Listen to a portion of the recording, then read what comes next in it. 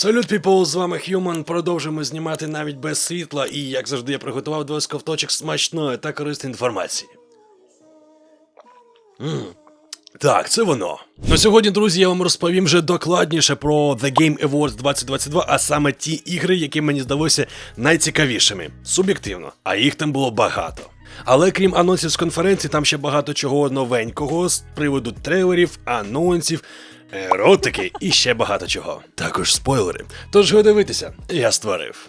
Нещодавно відгриміла найпотужніша ігрова подія року, а саме The Game Awards 2022. Було багато номінацій, багато переможців, а ще були анонси. Тому ми вирішили почати цей новинний випуск саме з цікавеньких, на нашу суб'єктивну думку, анонсів. Минулого разу ми торкнулися переможців номінацій, а тепер детальніше поглянемо на анонси. Тож почнемо з того, про що ми казали вже не раз, і чого очікувало все ком'юніті вже дуже давно. Все вірно, друзі, очікувана новина про Хідео Коджіма та Death Stranding 2. Сам же трейлер зосереджений переважно на персонажі Леа Сайду Фрейдж. Коли її починають переслідувати озброєні фігури, вона намагається втекти із своєю дитиною. Ми також бачимо Сема Портера Бріджеса, який зіграний актором Норманом Рідусом. Хоча цього разу він виглядає досить старшим. Тобто це показує нам, що минуло досить багато часу. Я сумніваюся, що він просто вирішив неочікувано змінити свій імідж. Трейлер також нам демонструє, як вони об'єднуються, і, схоже, їхні пригоди можуть завести їх у море, оскільки ми бачимо гігантський корабель. Також ми спостерігаємо таємничу фігуру в масці та Бібі Пот, який дивним чином містить щупальця, а не дитину. А з'явившись на сцені на церемонії Коджіма, він пояснив, що він хоче поки що залишити все на розсуд шанувальників. Щоб вони могли самостійно обмірковувати та інтерпретувати все так, як їм хочеться. Творець не хоче раніше часу розповідати деталі про продовження. А Death Stranding 2 зараз розробляється для PlayStation 5, але давайте врахуємо, що перша частина все ж таки вийшла на ПК, тож, скоріш за все, з плином певного часу друга частина буде і не пекарні. Ну що, друзі, нове DLC про Елой чекали? Дочекалися. І, як і казали інсайдери, доповнення буде присвячене пригодам Елой в Лос-Анджелесі і вийде 19 квітня 2023 року. Розробники зазначають, що доповнення, яке перенесе Елой на руїни Лос-Анджелеса, в зруйноване місто, воно вкрите рослинністю і яке можна досліджувати з води або з повітря за допомогою Геліода. Тож і цього разу Елой потрібно перемогти загрози, що ховається в тіні, використовуючи при цьому всі свої навички. Проте слід зауважити, що доповнення вийде виключно до 5-ї плойки. Власники ж видання для 4-ї версії консолі можуть безплатно апгрейднутись на новішу консоль. Це, звісно, якщо ж у вас є гроші на новеньку плойку. From Software також не залишився поза конференцією і анонсував свою гру про бої роботів. Загалом сюжет перенесе гравців на планету Rubicon 3, де роками точаться локальні війни за певну речовину. Здається, трошечки все ж таки Дюною тут віє. Проте напишіть в коментарях, можливо, я помиляюсь. За сюжетом ви потрапляєте на планету як вільні найманці і зможете обрати для себе сторону конфлікту, яку хочете підтримувати. Де, до речі, розробкою екшену керує Масару Ямамура. Це провідний дизайнер Sekiro Shadow Die Twice. Тож, думаю, гра буде крутою. Ну що ж, друзі, після успіху все ж таки Edge Runners для кіберпанку, спільнота затамувала свій подих і чекала, що ж там буде в DLC. І, як і очікувалось, в гру перенесуть новий район. Більш того, враховуючи, що все це буде проходити, все цей сценарій дійство до фіналу гри. Ті, хто грав в Cyberpunk 2077, знають чому. Трейлер доповнення демонструє нам Найт Сіті у всій своїй красі. Бар, вулиці міста, підземні тунелі та інше. І паралельно з цим Джонні Сільверхенд говорить: скільки разів людина повинна підставити тебе, щоб ти перестав їй довіряти? Скільки можна ризикувати з собою заради всяких уйобків, які годують тебе обіцянками? Політики, бойові нетранери, секретні агенти. Вся гниль зібралася в цьому псячому місті. Я сподіваюся, в тебе є план. А жіночий голос при цьому відповідає, що плану немає. Але і людина, яка може допомогти. Після цього глядачам представляють персонажа Ідріса Ельби, Соломона Ріда, агенту ФРУ нових Сполучених Штатів Америки. А Cyberpunk 2077 Phantom Liberty у нас буде виходити в 2023 році на ПК та на консолях нинішнього покоління PS5 і Xbox Series SX.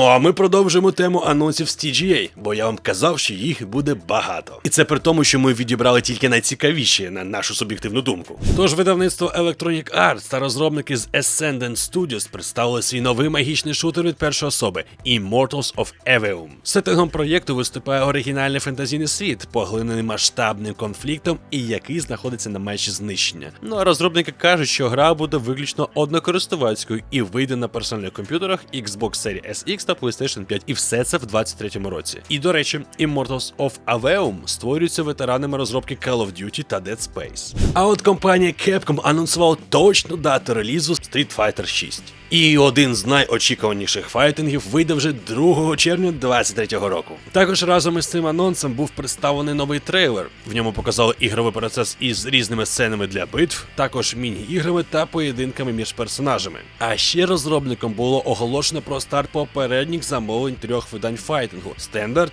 Deluxe та Ultimate. У кожному з них є бонус у вигляді костюмів для 6 персонажів. Звичайно, у Deluxe та Ultimate виданнях міститься більше подарунків. Ну, наприклад, пропуск персонажа першого року, тобто плюс 4 герої, квитки енергії та інші приємності. І от порівнянні з DLC Cyberpunk, Street Fighter 6 у нас буде як на ПК, так і на PlayStation 5 та Xbox Series SX, але і на PlayStation 4 і на Xbox One.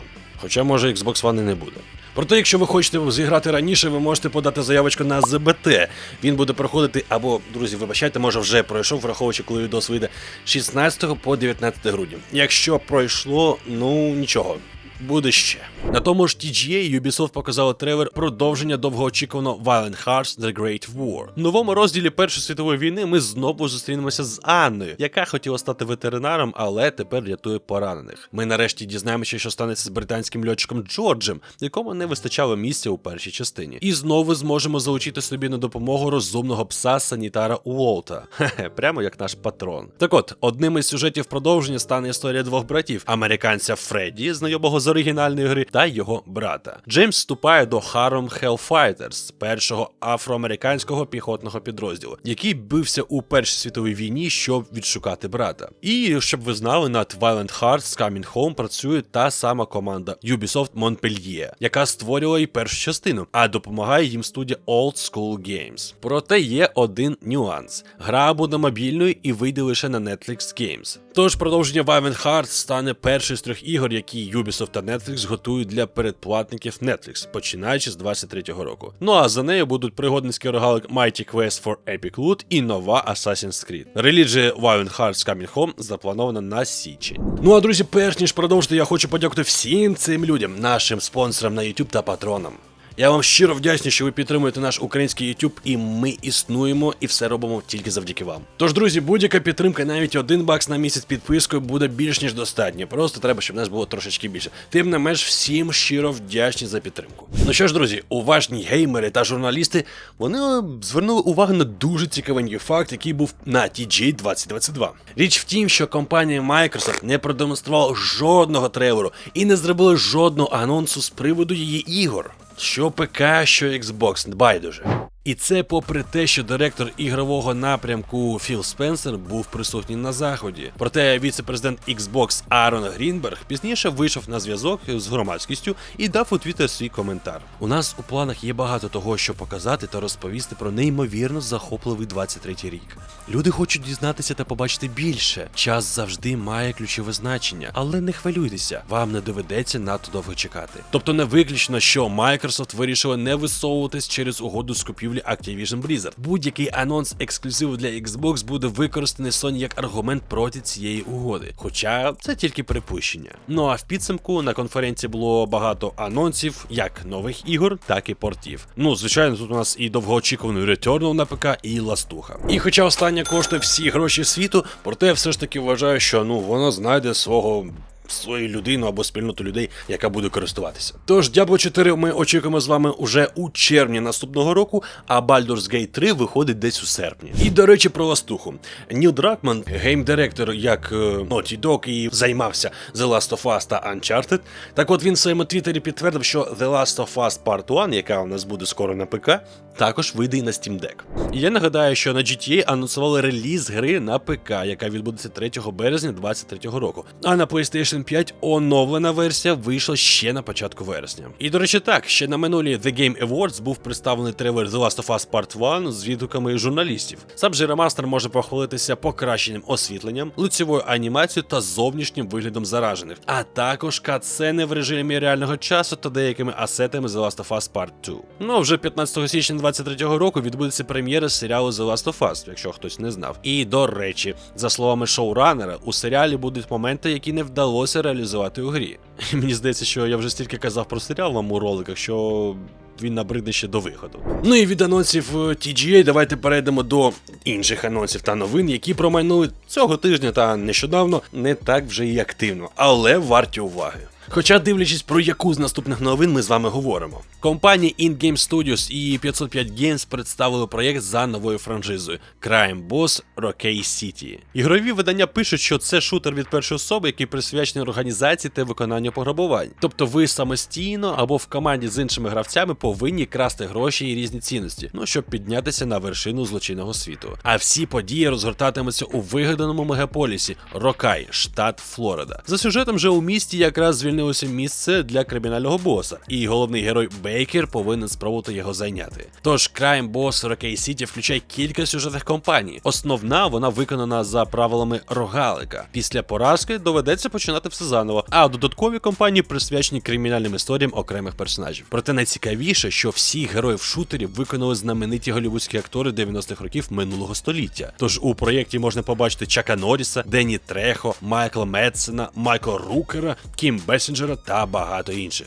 Тож сама гра Crime Boss Rockay City вийде 28 березня 2023 року на ПК в Epic Games Store, наче в Steam нема, PlayStation 5, Xbox Series S, X, ну і все. І чесно кажучи, я б зіграв, бо атмосферка, я не знаю кому, а мені нагадує Vice City. А зіркові актори додають перчинки. І навіть цікаво в цьому випадку, чи не зекономили гроші на сюжеті, враховуючи, який каст акторів у нас тут присутній. Тим часом студії Next Studios та Little Infinite вони прийшли до бета-тестування своєї гри Singed. Для участі потрібно лише натиснути кнопку «Запросити доступ» і він вам одразу ж надається. Ну, в будь-якому випадку в мене було саме так. Але якщо хочете насолодитись грою, то покваптесь, тому що тест завершиться 15 січня. За сюжетом гравець відправляється в зону відчуження, відомо як Меридіан, щоб об'єднатися з іншими гравцями в так звані трійки і битися живими противниками та техноістотами під назвою Нано. Ну я не знаю як кому, але мені дуже це нагадує Shatterline. Ну а самі ж розробники описують проєкт як матчевий лутер-шутер у жанрі Roguelite. Не Roguelike, а Roguelite. І все це для техноапокаліпсису. Тож під час відкритої бетки можна випробувати PvE режим мертві сектори, в якому необхідно вразити тирана Нано. Та вилазки за нервом це для поцінувачів PvP.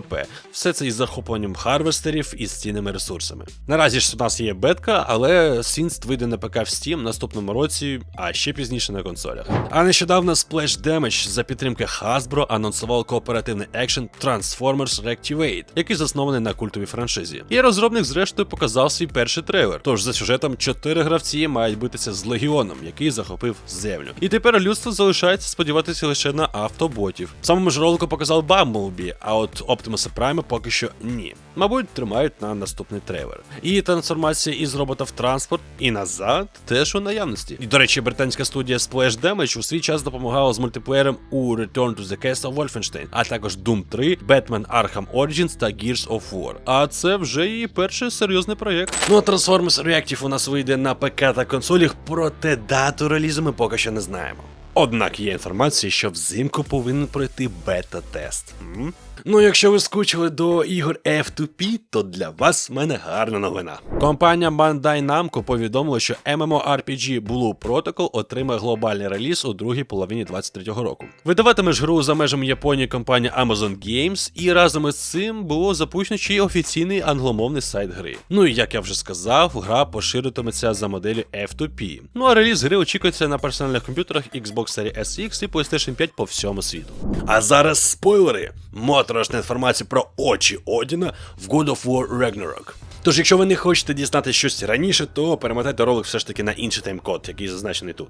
Ну а для тих, хто не боїться або в курсі всіх подій, то дивіться далі. В God of War Ragnarok, як і в попередній частині серії, є очі Одіна. Це зелені ворони, які літають на різних локаціях. При цьому ви можете знищувати їх, кидаючи свій левіафан, як якісь колекційні предмети. Однак нещодавно гравці з'ясували страшну правду про цих птахів. В новій частині гри ви можете відвідати Ніфельхейм, один із 9 світів скандинавської міфології. На цій локації можна виявити велике дерево, де розташовані духи воронів. Це, ймовірно, знищених ще в God of War 18-го року. І саме тут Кратос з Атрем дізнаються подробиці про очі Одіна. Правда, обсяг деталей залежить від кількості знищених птахів в God of War Ragnarok. Тож користувач форуму Reddit під псевдонімом Jake Heu виявив, що після певного числа вбитих воронів духи на дереві розказують страшну правду про своє походження. Вони скажуть наступне: мама і тато затягнули петлю, щоб відправити нас до Одіна грітися в його променях. Тобто зелені птахи – це діти, яких батьки принесли в жертву Всеотцю. І судячи з коментарів на Reddit, багато фанатів гри ця інформація реально шокувала.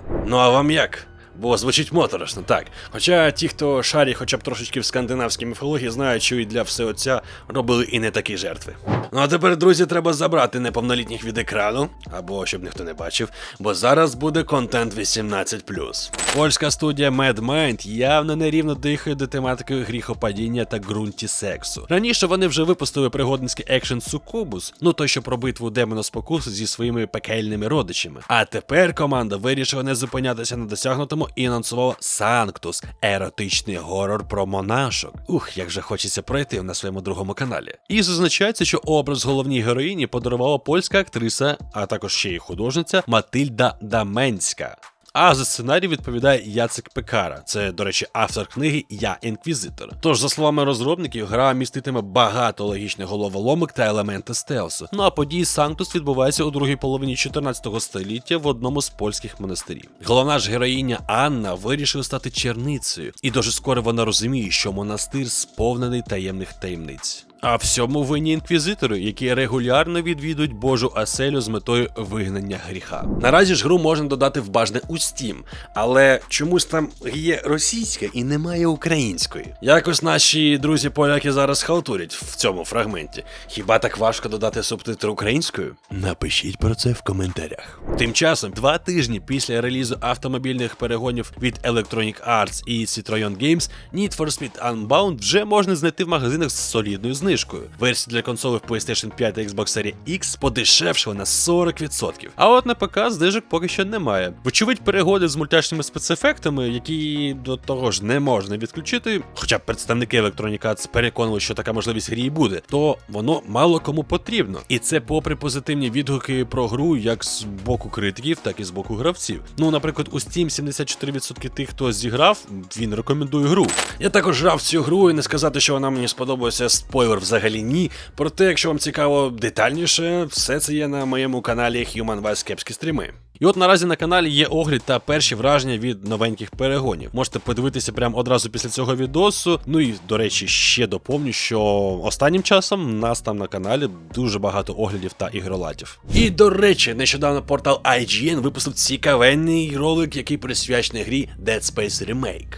На цей раз розробники гри з Motive Studios вони розповіли про те, що які зміни були внесені до плазмового різака. Автори ремейку зберегли форму та функції культової зброї, але при цьому оновили її модель, текстуру і навіть звук, оскільки команда працює на новому рушії. Розробники хотіли переробити плазмовий різак таким чином, щоб він максимально точно передавав оригінальний ігровий досвід. Тож Motive Studio реалізувала у ремейку нову систему покращень для зброї. Вона полягає у приєднанні до основної зброї окремих деталей для збільшення її смертоносності. І це якась прям відсилка для Callisto Protocol, в який ми з вами грали, і мені, до речі, дуже-дуже сподобалось. Також автори запозичили концепцію спеціальних покращень з Dead Space 2 та трохи розширили її для ремейку. Наприклад, один із апгрейдів для плазмового різака дозволить підпалити конкретну кінцівку супротивника під час пострілу. Решта ж арсеналу Айзека також зазнала перероблення. Розробники хотіли змінити баланс кожної зброї, щоб переконатися в її потужності та створити нові можливості для стратегічної гри. Ну і звичайно, тут основою натхнення стало Dead Space 2. Тож автори зробили так, щоб альтернативний режим імпульсної гвинтівки дозволяв ставити не контактні міни, а альтернативний режим силового пістолета створював гравітаційний колодязь, що притягує до себе ворогів.